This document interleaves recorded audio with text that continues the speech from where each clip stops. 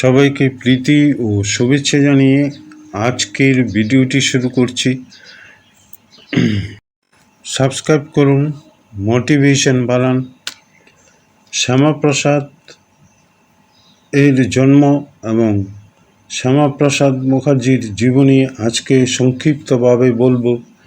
কলকাতার ভবানীপুরের ৭৭ নং বাড়িটি কোনো রাজনীতির সাথে জড়িত ছিল না, আর এই বাড়িতেই শ্যামাপ্রসাদের জন্ম হয়। এই বাড়ির সবাই ছিল জাতীয়তাবাদী। এই বাড়ির কেউ প্রত্যক্ষ রাজনীতির সঙ্গে জড়িত ছিলেন না। শিক্ষাক্ষেত্রে অর্থাৎ চিকিৎসাবিদ্যা, অঙ্কশাস্ত্র, আইন চর্চা ও শিক্ষার উন্নতি ও প্রসারে এই বাড়ির ভূমিকা ছিল উদাহরণের যোগ্য। এই বাড়িরই ক্ষণজন্মা পুরুষ বাণীর বরপুত্র স্যার আশুতোষ মুখোপাধ্যায় ও শ্রীমতী যোগমায়ার কোলে শ্যামাপ্রসাদ মুখার্জির জন্ম হয়। শ্যামাপ্রসাদ মুখার্জির জন্ম 1901 সালের 6 জুলাই ওই ঐতিহাসিক বাড়িতে হয়। তিনি স্নেহ মমতায় বাল্যকাল হইতেই বড় হতে থাকেন। 1917 সালে তিনি ম্যাট্রিকুলেশন পরীক্ষায় উত্তীর্ণ হন। প্রেসিডেন্সি কলেজে আইতে ভর্তি হন। 2 বছর পর 1919 সালে আই পরীক্ষায় প্রথম স্থান অধিকার করেন। 1921 সালে বিএ ইংরেজিতে অনার্স পরীক্ষায় তিনি প্রথম হন।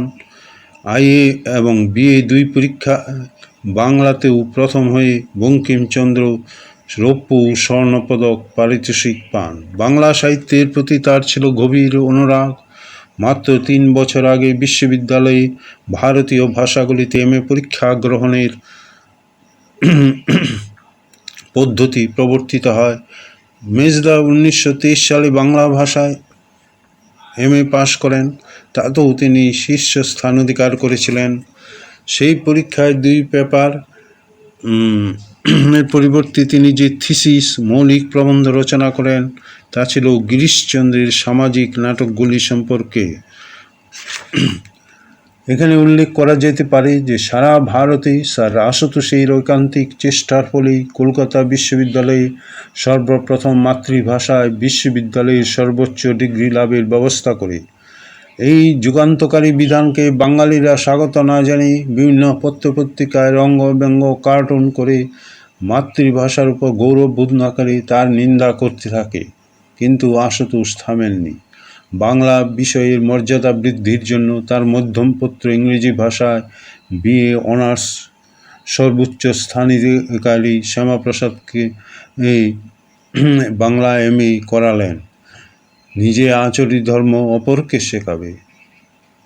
তিনি এই নীতিতে বিশ্বাসী ছিলেন।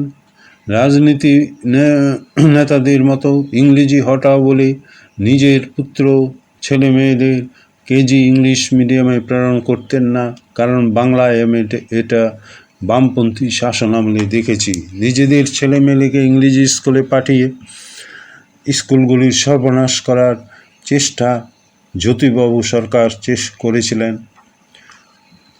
শ্যামাপ্রসাদ ছাত্র অবস্থাতেই আশুতোষ তার সঙ্গে বিশ্ববিদ্যালয়ের আদর্শ, বিধিবিধান, কার্যপদ্ধতি প্রভৃতি বিষয়ে কথাবার্তা বলতেন।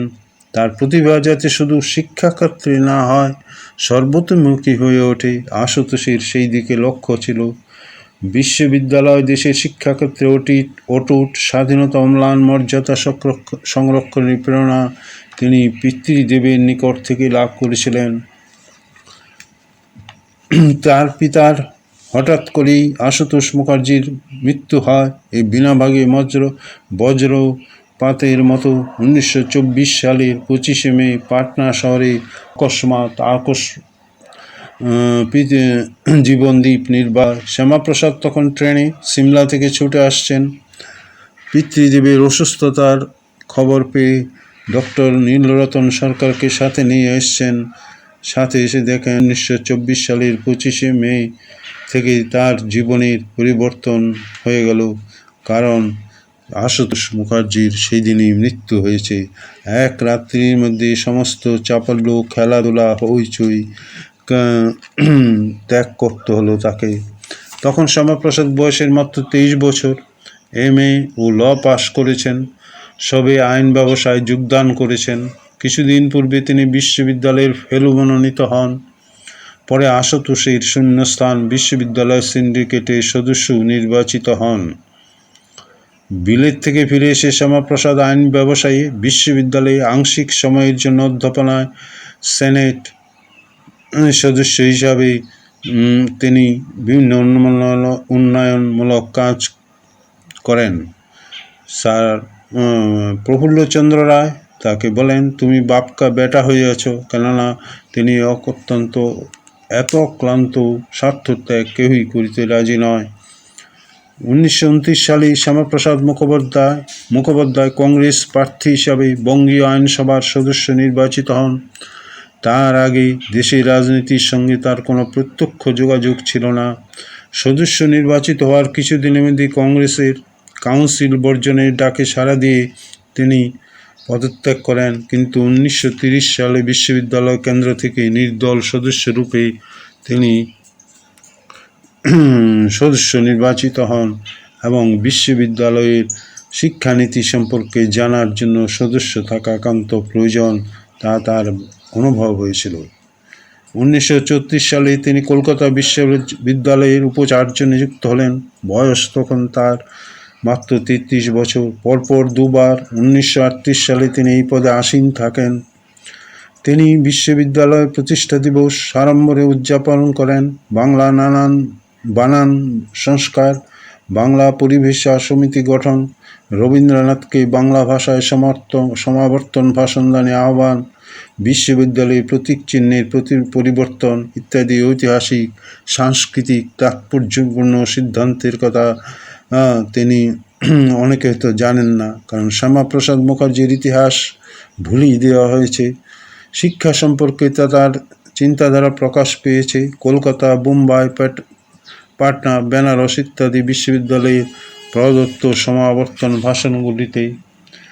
দেশের প্রাচীনতম বৃহত্তম বিশ্ববিদ্যালয়ের কনিষ্ঠতম উপাচার্য পদে অধিষ্ঠিত হয়ে প্রতিকূল সরকার ও বিরোধী পক্ষের চাপের মাঝেও জ্যেষ্ঠ সুলভ অভিজ্ঞতা ও বিচক্ষণতার পরিচয় দিয়ে তিনি চলেছেন।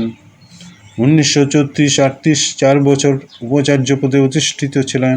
এই 4 বছরের মধ্যে তিনি বহু সুদূর প্রসারী সুচিন্তিত পরিকল্পনা গ্রহণ করেন। তিনি বিশ্ববিদ্যালয়ে চৌহদ্দির বাড়ি রাজনীতির টানাপোড়েন চলছিল সে সম্পর্কে ব্যাহত তিনি কোনো কৌতূহল দেখাননি। বিশ্ববিদ্যালয়ের প্রতীক চিহ্নটি পরিবর্তন করার বেশ কিছু কাল ধরে আলাপ আলোচনা চলছিল, কিন্তু স্বায়ত্ত শাসন লাভ করেও বিশ্ববিদ্যালয় সরকারি কোপে পড়ছিল। তিনি প্রতীক চিহ্নটি পরিবর্তন করার চেষ্টা করেন এবং শ্রীর মাঝে পদ্মফুল, কিন্তু এতেই বাকবিতণ্ডা শুরু হয়ে যায়। শ্রী অক্ষরটি নাকি হিন্দুয়ানি, এটা নাকি মুসলিম বিরোধী। তারপর শুরু হয়ে যায় বন্দে মাতরম নিয়ে হই হট্টগোল। ভাবখানা মানে বিষয়টা এমন যেন মুসলিমদের ভারতের স্বাধীনতার আন্দোলনে যোগ দেওয়ার পক্ষে দুটি বাধা। এই দুটি বাধা গেলেই তারা স্বাধীনতার জন্য লড়াই করবে, কিন্তু তারা সেই লড়াই করেনি। তারা পাকিস্তানের জন্য লড়াই করেছিল। হিন্দু হত্যা, নিধন, স্ত্রীর উপর অসংখ্য অপরিসীম অত্যাচার চালিয়েছিল। নতুন রাজনৈতিক অধিকার লাভে আত্মহারা এবং হিন্দুদের চিরকালের জন্য শাসন ক্ষমতার অলিন্দ থেকে দূরে রাখার ব্যবস্থায় উল্লিখিত মুসলিম নেতা, ধর্মীয় নেতা, ছাত্র, শিক্ষিত সমাজ বাংলায় ইসলামী রাজ কায়েম হয়েছে মনে করে সাহিত্যে, শিল্পে, সঙ্গীতে, সংস্কৃতিতে সর্বত্র হিন্দুয়ানির ছায়া থেকে আঁতকে উঠল। 1937 সালে বিশ্ববিদ্যালয়ের সমাবর্তন সভায় রবীন্দ্রনাথকে আহ্বান জানিয়েছিলেন শ্যামাপ্রসাদ, কিন্তু মুসলিমরা সেই সভা বর্জন করে তার প্রতি অসৌজন্য দেখায়। অবশেষে স্থিরতার খাতিরে শ্যামাপ্রসাদকে অর্থাৎ সিনেট শ্রী অপসৃত করল। 1938 সালে আগস্ট মাসে তার উপাচার্য পদ থেকে চলে যাওয়ার পরই তিনি অপসারিত হওয়ার পরই তাকে মুসলমান আচার্য নিয়োগ করে মুসলিম লীগ সরকার। সর্বোপরি কেন্দ্রীয় কংগ্রেস নেতাদের মূঢ়তায় বাংলা হিন্দু সর্বনাশের ষোলকণা পূর্ণ হল। 1937 সালের নির্বাচনী ফলাফলের পরিপ্রেক্ষিতে ফজলুল হক সাহেবের কৃষক প্রজা পার্টির সঙ্গে কংগ্রেসের যুক্ত মন্ত্রিসভার গঠনের অনুমতি না দিয়ে, তখন ফজলুল হক কৃষক প্রজাতন্ত্র পার্টির ছিলেন, মুসলিম লীগ পাশ করে এসেছিল, কংগ্রেসও এসেছিল, কিন্তু এই সমস্ত কারণে ফজলুল হককে সমর্থন না করে তারা মুসলিম লীগকে সমর্থন করে। আর এইসব কাণ্ডের মূলে ছিলেন